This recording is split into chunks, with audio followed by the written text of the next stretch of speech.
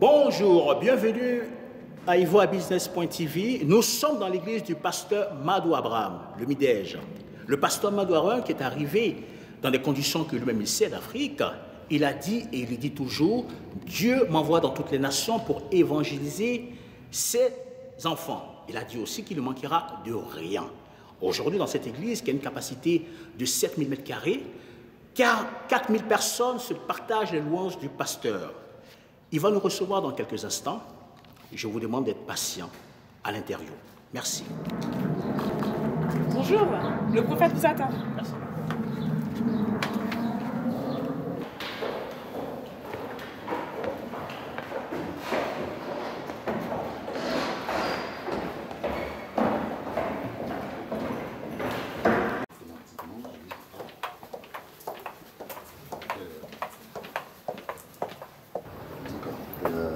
C'est quel nom ça?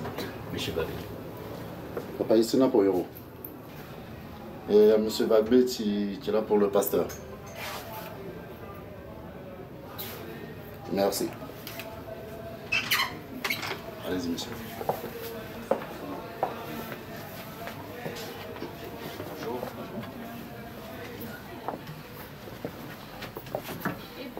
Monsieur le journaliste, Allez-vous, monsieur le très pasteur? bien, c'est béni. Le plaisir. Bonne arrivée. Merci, c'est gentil. Faites comme chez vous, c'est votre maison.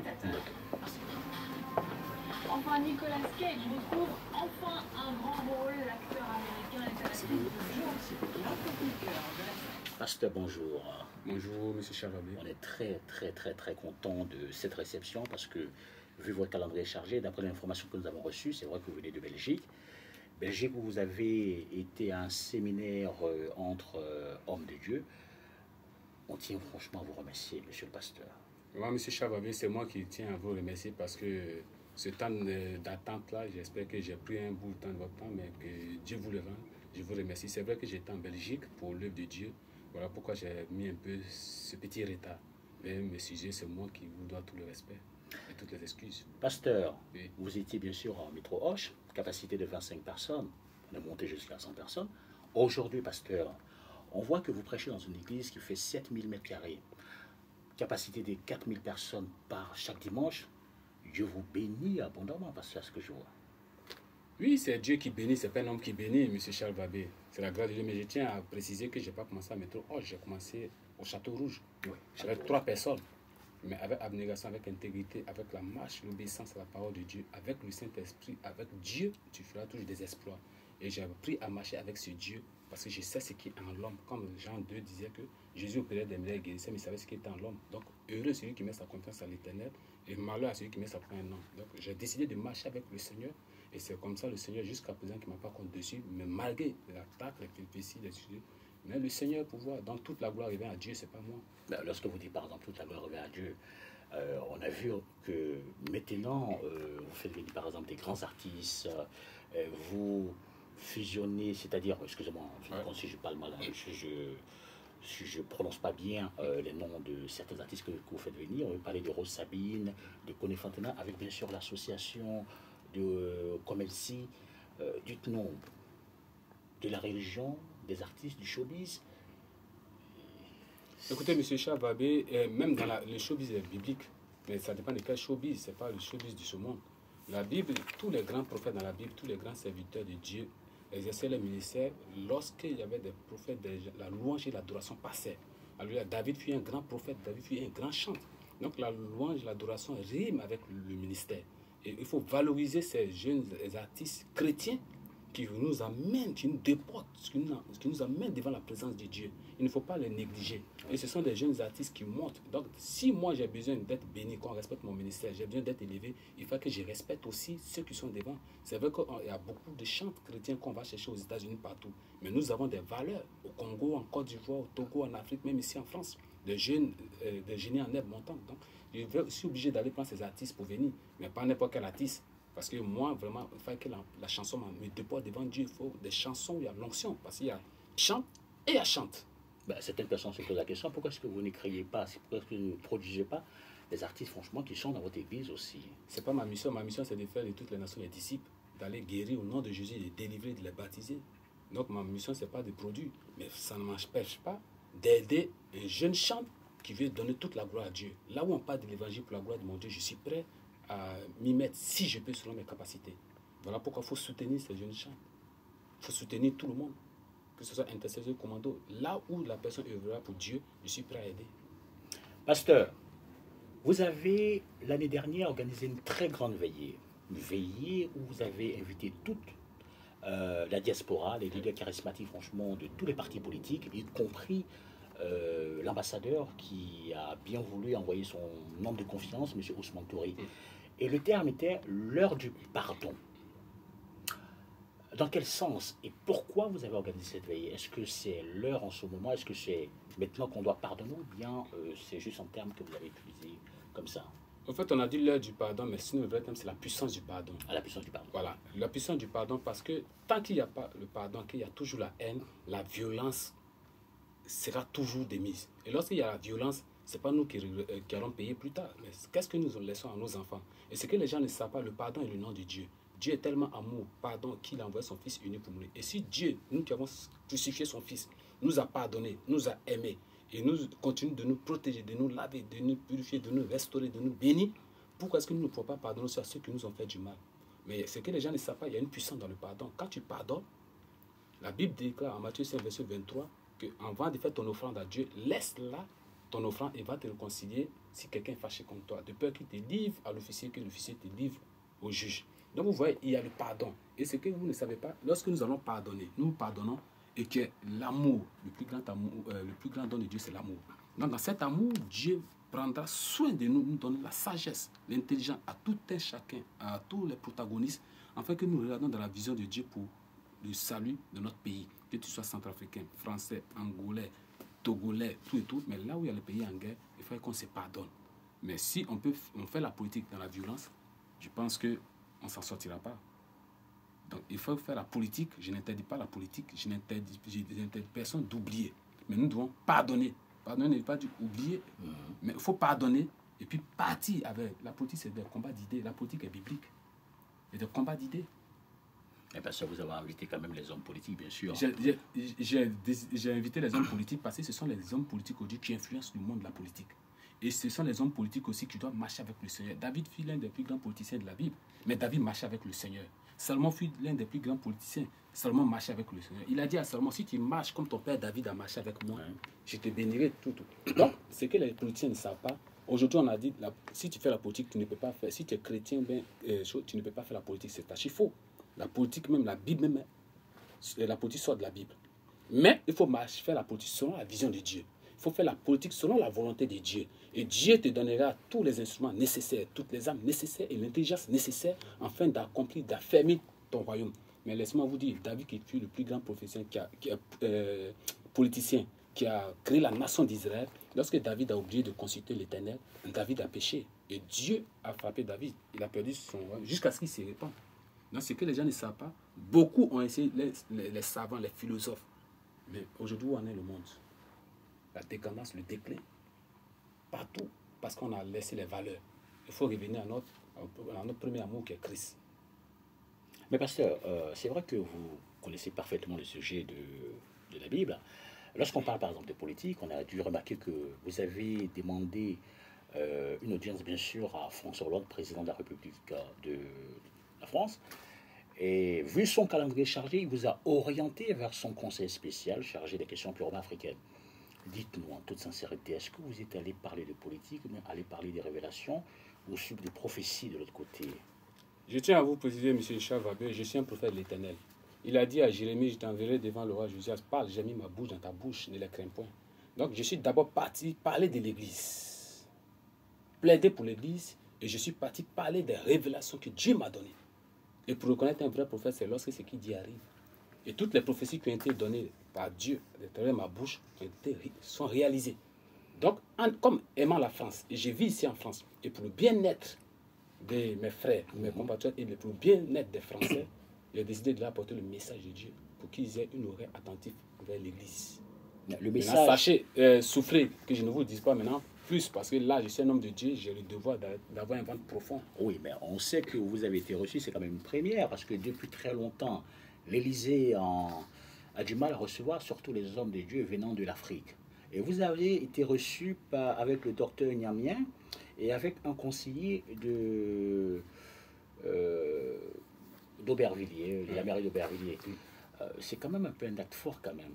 L'Élysée qui vous reçoit, c'est vrai, prophétie que vous faites depuis très longtemps lorsque vous avez parlé directement qu'un avion devait s'écraser dans la mer et disparaître. C'est vrai qu'on ne croyait pas. Mais je vous pose la question, parce qu'en toute sincérité, j'insiste un tout petit peu, vous avez été reçu par qui? Souffrez que je ne vous dise pas, ça fait partie de la diplomatie aussi.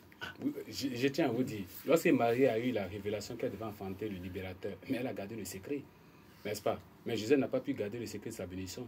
Donc il y a un travail, moi je suis obligé de travailler dans l'homme pour l'Église. Je suis un messager de Dieu. Et il y a des trucs que je dois garder en moi. Mais sachez que pour ces prophéties-là, Dieu veut montrer à la nation française qu'il est le Dieu qui appartient à la terre et le ciel. Est-ce que vous comprenez? Oui. Voilà pourquoi il m'a donné la première révélation sur la Centrafrique, le Burkina, la Côte d'Ivoire, la France, le Togo, et bien d'autres pays encore, les intempéries, les grèves, la baisse de la cote du président, ainsi de suite. La dernière révélation, c'est sur les avions, tout et tout. Donc, quand il y a eu ces gens de trucs-là, c'est pour que les autorités françaises sachent que Dieu a envoyé ici un homme pour parler de sa part. Et que Dieu aime la France. Et si la France est bénie, que la France est sauvée, que la France est chaude, c'est nous qui gagnons, ce sont nos compatriotes qui gagnent. Est-ce que vous comprenez? Oui. Voilà pourquoi je ne crains pas. Si ça doit m'amener en prison, que je dois mourir parce que j'ai donné la parole de Dieu, je suis prêt. Mais tant que Dieu me dira de parler de cette nation, je le dis parce que je vis dans cette nation. Et ma paix dépend du bien-être de cette nation. Et j'invite tous les immigrés d'y faire pareil. Parce que si la France est bénie, c'est nous qui sommes bénis. Mais pour ce qui concerne la politique, M. Charles, souffrez que je ne vous en dise pas plus. Je vais quand même un peu insister sur ce domaine, mais pas franchement. Vous avez fait une apparition sur la une d'un journal qui se trouve en Côte d'Ivoire, qui s'appelle Aujourd'hui. Vous avez parlé aussi de prophétie, mais vous savez parfaitement que la Côte d'Ivoire dont vous venez est sous une turbulence. La réconciliation a du mal vraiment à être appliquée. On voit par exemple les leaders charismatiques qui se trahissent de manière purement machiavélique par rapport, bien sûr, à ce qu'ils disent. Vous avez fait aussi, vous avez dit clairement des trucs, vous avez dit qu'il va falloir que ces leaders s'associent franchement pour demander pardon ou bien pour faire taire les querelles. Monsieur le pasteur, encore de la politique, en sachant très bien que vous aussi, vous avez flirté avec le pouvoir ancien du président Gbagbo Laurent. Vous ne trouvez pas qu'il y a une sorte de contradiction ou bien... Monsieur le pasteur. Monsieur Charles Babé, j'aimerais vous dire, je suis un pasteur, je ne veux pas mentir.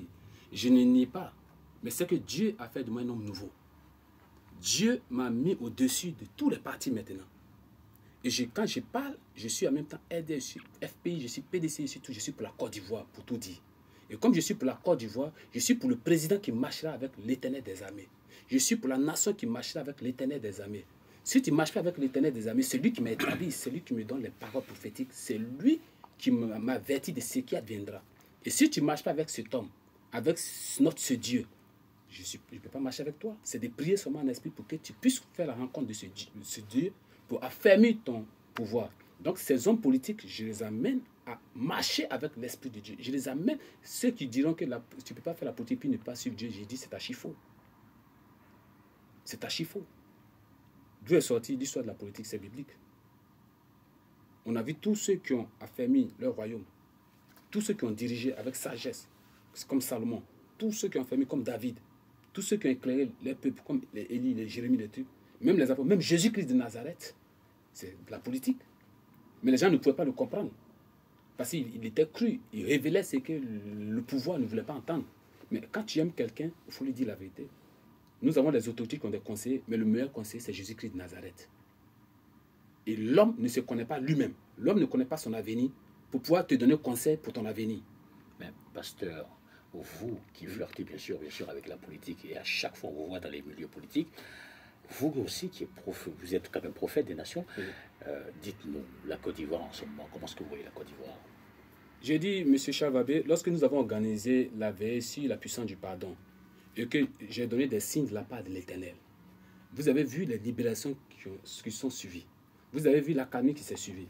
Et lorsque le pouvoir n'a pas pu respecter, il a commencé à avoir des arrestations, des trucs, vous avez vu encore où la Côte d'Ivoire part.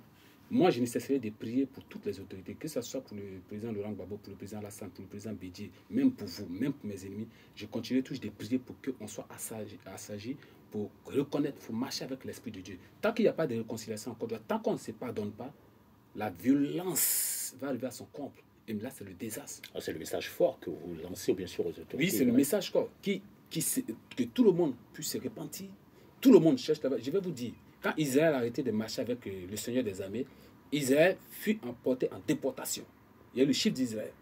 Et Israël fut jusqu'en 1948, où tous les Juifs même de ce monde encore ne sont pas encore réunis, mais ceux qui sont dispersés, d'autres sont revenus, ils ont créé l'État d'Israël. Je pense bien sûr, il y a bonne mémoire en 48 ou en 47, vous qui êtes journaliste, vous pouvez me rappeler. Mais ça vous dit quoi? Quand tu ne marches pas avec Dieu, Dieu te lâche. Et ce qui arrive à la Côte d'Ivoire, c'est que la Côte d'Ivoire a lâché la main de Dieu. Et comme la Côte d'Ivoire a lâché la main de Dieu, nous sommes en captivité. Que les Ivoiriens, que la Centrafrique, que le Congo, que la France, que tous ces pays qui sont traversés des moments difficiles reconnaissent qu'ils se sont éloignés de ce Dieu. Il faut revenir à ce Dieu. Et s'ils reviennent à ce Dieu, que Dieu ne s'est pas glorifié dans leur vie, c'est qu'ils ne sont pas prophètes des nations. Je le dis eux fort, que toutes les nations adorent ce Dieu. Il est la solution. Et tous ceux qui ont essayé de, même autorité, pas autorité, tous ceux qui ont essayé de me côtoyer, quand ils ont obéi à la parole que Dieu me donnait, ils ont vu comment est-ce que leur vie a été changée. Pasteur, vous faites encore une grande veillée. Oui. La veillée, vous avez changé le terme. Vous avez dit clairement que avant c'était le pardon. Le terme c'est l'option. La France, l'immigré, te souhaite la paix. Pourquoi ce terme-là? Le terme, on dit l'onction, la nuit de l'onction. Vous savez, tout un ministère doit exercer avec l'onction de son appel. Si tu es pasteur, tu exerces avec l'onction pastorale. Si tu es évangéliste, l'onction évangéliste. C'est l'onction qui brise le jour. C'est l'onction qui brise les forteresses. C'est l'onction qui déplace les montagnes. L'onction est la puissance. L'onction est le feu. L'onction est le pouvoir. L'onction, c'est quelque chose qu'on ne peut pas maîtriser. C'est une force. C'est un pouvoir. C'est un mystère. C'est une puissance inexplicable. Mais, et en plus, France, l'immigré prie pour ta paix. Nous devons prier pour que les immigrés sont là. Nous maudissons la France. D'autres maudissent la France. D'autres maudissent la France. Et la France est entrée dans un déclin économique, chômage, immoralité. Mais ça va amener une révolte dans le peuple français. Et c'est ça pour penser que ce sont les immigrés qui les empêchent de réussir et qui les empêchent de travailler. Et il va commencer à avoir un rapatriement. On est obligé d'aller dans nos pays, que ce soit en Centrafrique, que ce soit en Côte d'Ivoire. Or, tous nos pays qui sont là-bas aussi ne sont pas en paix. Vous voyez, ça veut dire que, je vais vous arrêter, M. Charles, on est obligé de prier pour la France. Et lorsque la France sera bénie, il y aura le travail. La France sera élevée. Dieu touchera les autorités pour qu'ils revoient l'Église, pour qu'ils marchent avec Dieu. Quand la France sera bénie, nous qui sommes ici, c'est nous qui en profitons. Notre pays aussi, on pourra aller quand même investir, industrialiser nos pays. Et cette même sagesse, cette même marche avec Dieu, on pourra l'inculquer aussi à ceux qui sont là-bas. Donc, tout vient de la France.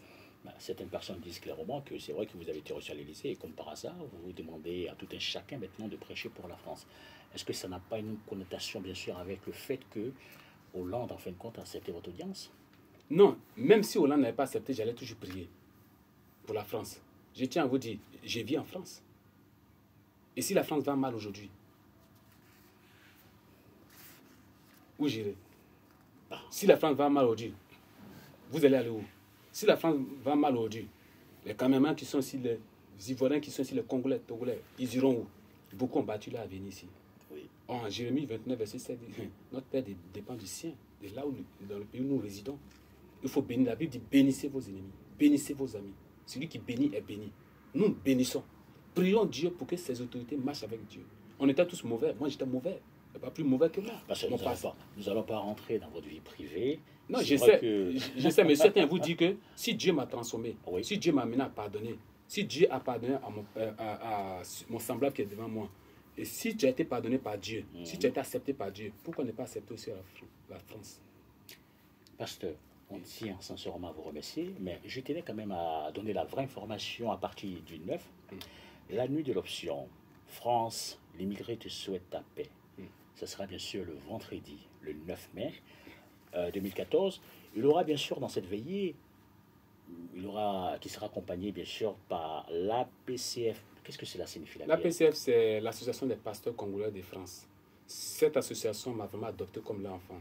Cette association, partout, tous les programmes, est toujours à mes côtés. C'est pour ça que j'ai béni Dieu pour cette association. Et j'aimerais que tous les restaurants de différentes nationalités aussi prennent l'exemple sur cette association qui est vraiment unie et qui n'est qu'à la vision, à Christ, notre seul fondement. Et donc l'APCF, le président Massongo qui sera l'invité spécial avec le papa Botolo, sont des Congolais parce que... Il y aura aussi le pasteur Gérard, l'apôtre Dufresne. Il aura bien sûr, comme d'habitude, vous savez bien le faire, un show qui va aussi faire plaisir bien sûr à tout le monde. Il y aura bien sûr des artistes. René Sabouata, Remache Sabouata, Henri Anguichiro, qui chante très bien. Bon, il y aura beaucoup de personnes. Et bon, bien sûr qu'il y aura bien sûr Comensi pour couvrir l'événement. Oui, géré par Honora Dédé avec Patrice Azaf. C'est quand même des jeunes franchement qui vous suivent depuis très longtemps, qui croient bien sûr à votre combat et surtout à votre manière de prêcher la parole du Seigneur.